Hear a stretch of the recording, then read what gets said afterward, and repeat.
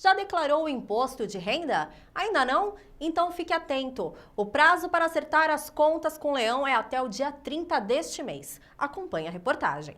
Só na Baixada Santista, a Receita Federal espera receber, até o dia 30 de abril, cerca de 400 mil declarações de imposto de renda. E para não perder o prazo, Lucas, que já declara há 3 anos, já está se agilizando para fazer a sua. Eu faço a declaração simplificada porque quando você faz a declaração, dependendo de quanto de bens você tem, se você foi ao médico, se você fez faculdade, a quantidade de dependentes, vale mais a pena você fazer por deduções legais do que por simplificada. Como não tenho muito bens e eu não recebo muito dinheiro, eu faço pela simplificada, que é fácil. É só você copiar os dados que tem no seu comprovante de rendimento que você pega no trabalho, discrimina e envia e emite a declaração. Este ano, a Receita colocou à disposição algumas novidades para facilitar a vida do contribuinte.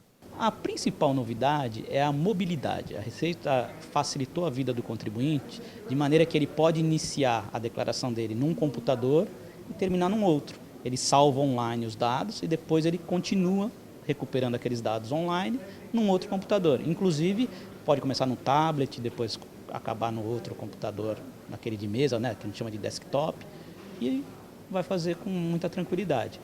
Então, há ainda a possibilidade da pessoa entrar no próprio site da Receita e fazer o preenchimento da declaração online, direto no site da Receita.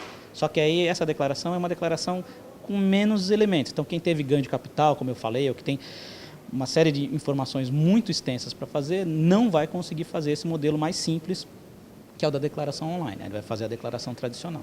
O delegado explica quem é que está obrigado a prestar as contas com o Leão. Basicamente, entre outras condições, quem ganhou no ano de 2014 mais do que R$ 26.816, ou teve rendimentos isentos e não tributáveis acima de R$ 40 mil, ou ainda, no final de dezembro de 2014, teve bens e direitos acima de R$ 300 mil. Além disso, aquelas pessoas que tiveram rendimentos de ganho de capital, vendeu um imóvel, apurou ganho de capital, ou ainda teve aplicação em bolsa de valores, essas pessoas também estão obrigadas a declarar. Ele alerta ainda para que todos os documentos necessários sejam separados com antecedência. Tudo que você ganhou ao longo do ano, vá juntando ali. Se você é um trabalhador avulso, você recebe aos picadinhos, então vá juntando aqueles comprovantes. As fontes pagadoras anualmente te dão aquele demonstrativo, né, um informe de rendimentos, então pega todos os informes de rendimentos, pega todos os documentos relativos às compras que você fez, assim, comprou um carro, vendeu um carro, comprou um imóvel, isso tudo você vai ter que declarar. Todas as despesas que você teve médicas, despesas de escola, tudo aquilo que você vai deduzir na sua declaração, também você tem que ter o documento comprovando. Então, esses documentos você já vai guardando ao longo do ano e depois você vai utilizar na hora de fazer a declaração. E quem são considerados dependentes? Então, os dependentes são aquelas pessoas que a lei estabelece como possível, né? Então, são aqueles filhos abaixo de 21 anos, ou se for acima de 21 anos, até 24, se eles estiverem cursando uma universidade, né, por exemplo. Ou ainda, se for seus pais, desde que esses pais sejam realmente seus dependentes, que você arque com as despesas deles, e se eles tiverem rendimentos, esses rendimentos não podem ser maiores do que 21 mil e uns quebradinhos, tá? Senão eles não podem ser seus dependentes.